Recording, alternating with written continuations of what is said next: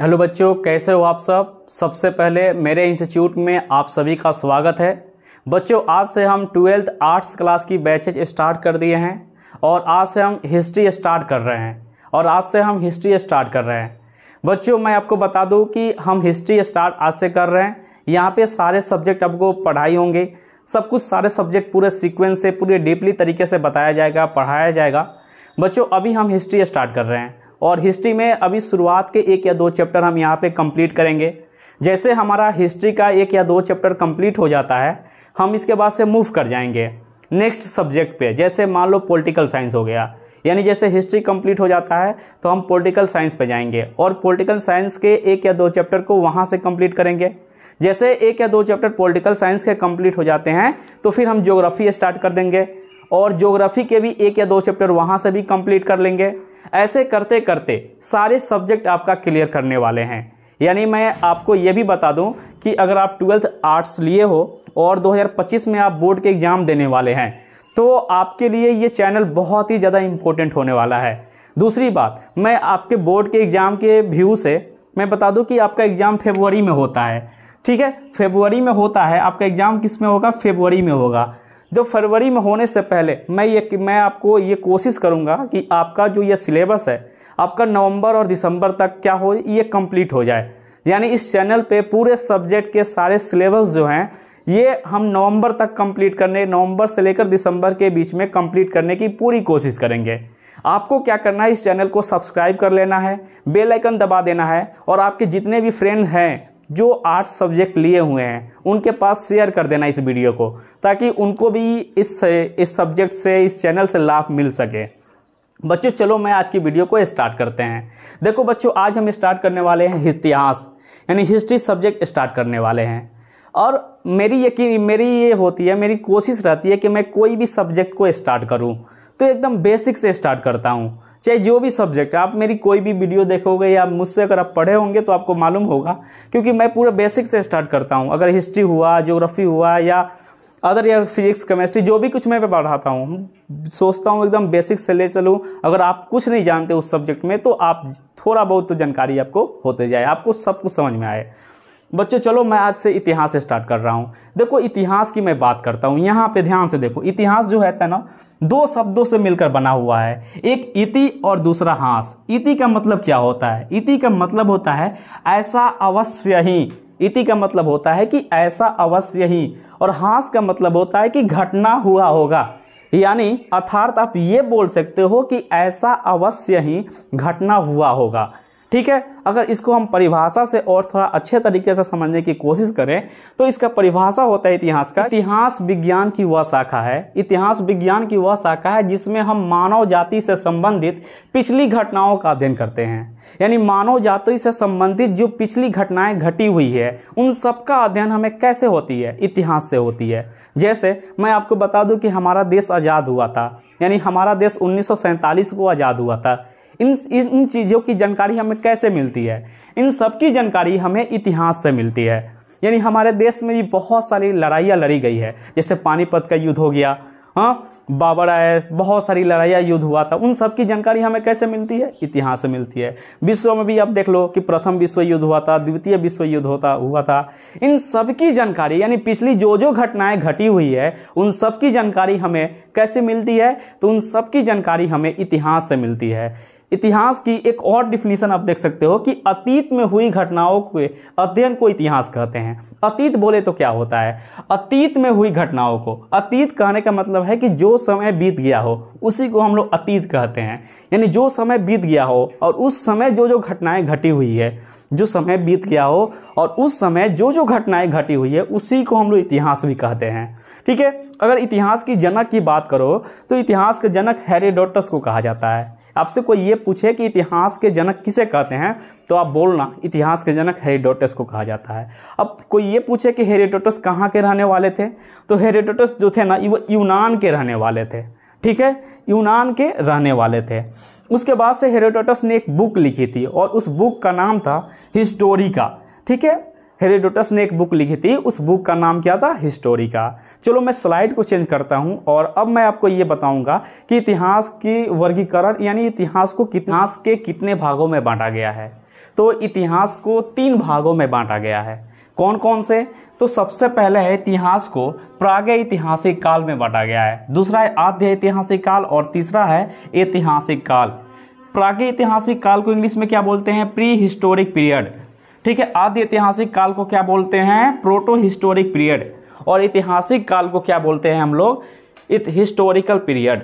ठीक है, अब देखो समझने वाली बात है, इसमें क्या है ना कि प्रागैतिहासिक काल में क्या होता है कि इस काल में कोई भी लिखित सामग्री हमें नहीं मिली थी। कहने का मतलब है कि उस समय मानव जाति की उत्पत्ति हुई थी, यानी प्रागैतिहासिक काल या प्री हिस्टोरिक पीरियड जो टाइम था उसमें मानव की उत्पत्ति हुई थी। उस समय क्या था कि मानव ज़्यादातर जो उपयोग में लाते थे वो क्या, उनके पास शब्द और लिपि नहीं होते थे, और ज़्यादातर जिस चीज़ के उपयोग में लाते थे वो क्या थे? पत्थर का उपयोग में लाते थे, जिसको हम लोग पशार काल के नाम से बोलते हैं। पशार काल भी है ना, ये भी 3 प्रकार के होते हैं। कौन कौन से? पूरा पशार काल, मध्य पशार काल और नव पशार काल। ठीक है, उसके बाद से देखो आद्य ऐतिहासिक काल, जिसको हम लोग क्या बोलते हैं? Proto historic period. इस काल में क्या था कि लिखित सामग्री हमें प्राप्त हुए थे, यानी लिखा हुआ चीज मिला है, लेकिन क्या है उस पर लिखा हुआ वो चीज अभी तक किसी को समझ में नहीं आया है। यानी देखो इस काल में लिखित सामग्री प्राप्त हुए हैं लेकिन उसे पढ़ा नहीं जा सका है।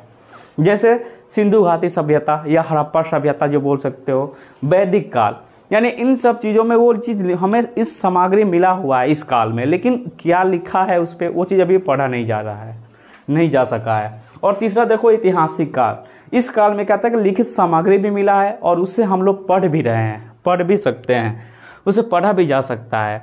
जैसे प्राचीन भारत का इतिहास हो गया, मध्यकालीन भारत का इतिहास हो गया और आधुनिक भारत का इतिहास हो गया।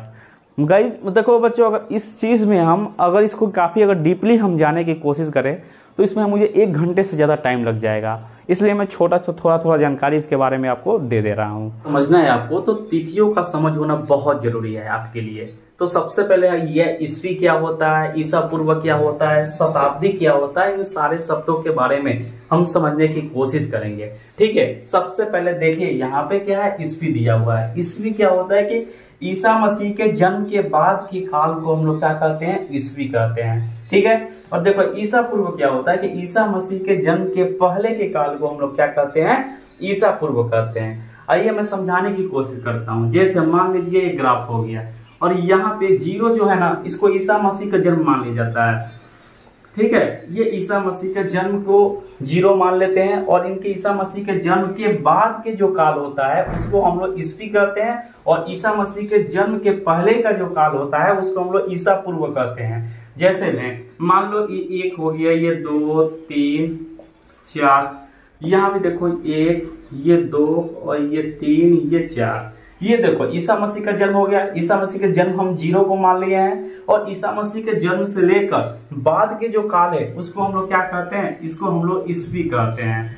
ठीक है, और ईसा मसीह के जन्म से पहले का जो काल होता है उसको हम लोग क्या कहते हैं? ईसा पूर्व कहते हैं। यहाँ पे देखिए इसको हम लोग क्या कहते हैं? ईसा पूर्व कहते हैं। आपको इतनी समझ में आ गई होगी कि ईसा मसीह के जन्म के बाद वाले जो काल होते हैं उसको हम लोग क्या कहते हैं? ईस्वी कहेंगे, और ईसा मसीह के जन्म के पहले का जो काल होगा उसको हम लोग क्या कहेंगे? इसको ईसा पूर्व कहेंगे। इसके आगे हम बहुत डीपली में जाएंगे, थोड़ा सा आप ध्यान देते रहिए। उसके बाद एक और शब्द आता है, आपको आप देखेंगे शताब्दी लिखा रहता है। शताब्दी किसे कहते हैं वो समझिए। शताब्दी जो होता है 100 वर्षों के समय को हम लोग शताब्दी कहते हैं। जैसे मान लो कि 21वीं सदी, 21वीं शताब्दी।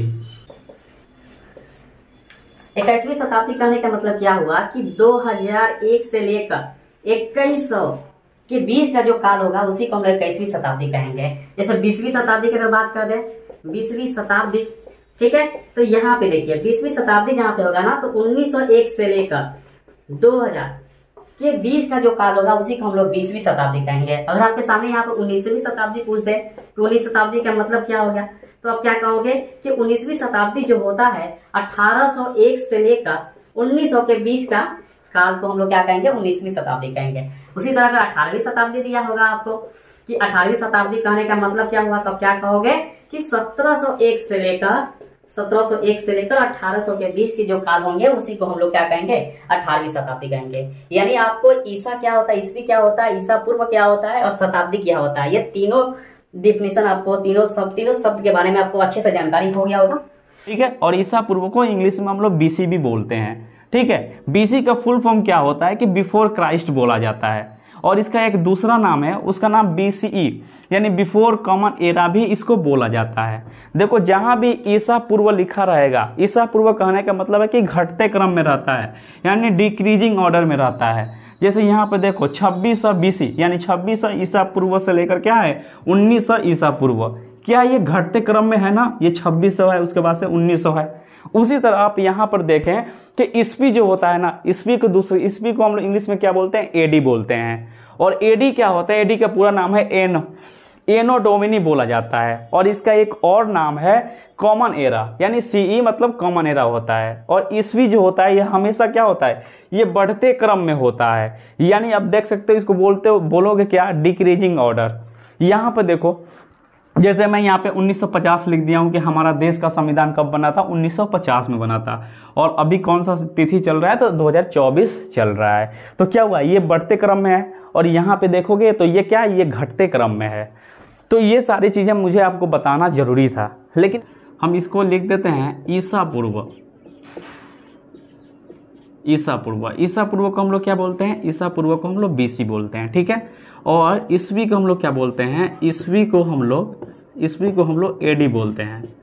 ठीक है, उसके बाद से देखो एक ग्राफ देख लो, यहाँ पे हम मान लेते हैं, इसको हम लोग 0 मान लेते हैं, यानी ईसा मसीह के जन्म जो होता है ना, ईसा मसीह को जन्म को हम लोग 0 मान लेते हैं, और ईसा मसीह के जन्म के बाद जो भी है तिथि है उसको हम लोग ईस्वी बोलते हैं, और ईसा मसीह के जन्म के पहले के जो तिथि थी उसको हम लोग क्या बोलते हैं, ईसा पूर्व बोलते हैं।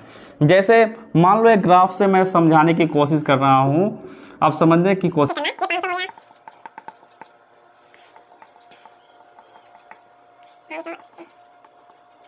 ठीक है, इतनी बातें हो गई। मान लो ये ग्राफ है, यहाँ पे देखो ये क्या है, 100 के बाद 500 आ रहा है, 500 के बाद 1000 आ रहा है, 1000 के बाद 1500 आ रहा है।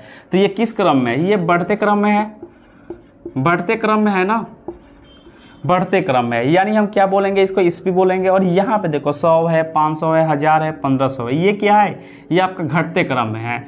और घटते क्रम को हम लोग क्या बोलते हैं, घटते क्रम को हम लोग ईसा पूर्व बोलते हैं। एक चीज और, अगर आपसे कोई ये पूछ दे कि हमारे देश का संविधान अगर 1950 में बना है तो अभी से लेकर 1950 में कितने साल हो गए हैं, तो ऐसे क्या करेंगे, जो बढ़ते क्रम में होगा ना तो इसको हम क्या करेंगे, इसमें से घटा देंगे। जैसे मान लो अभी कौन सा ईयर चल रहा है, 2024 चल रहा है, तो 2024 में से 1950 को क्या करेंगे, 1950 को माइनस कर देंगे।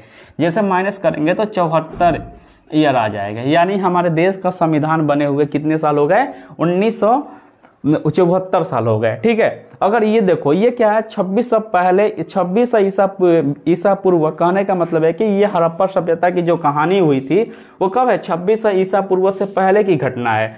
तो आपसे पूछ दे कि हड़प्पा सभ्यता की जो घटना घटी है वहां से लेकर अभी तक कितने वर्ष हो गए हैं, तो ऐसे क्या करेंगे कि जो 2600 मान लो कितना है, 2600 दिखा रहा है ना, 2600 ईसा पूर्व 2600 हो गए, और अभी जो करेंट ईयर जो है, यानी करेंट ईयर कितना चल रहा है, 2024 चल रहा है, तो क्या करेंगे 2600 में से 2024 ईयर को क्या करेंगे, माइनस कर देंगे, जोड़ देंगे सॉरी।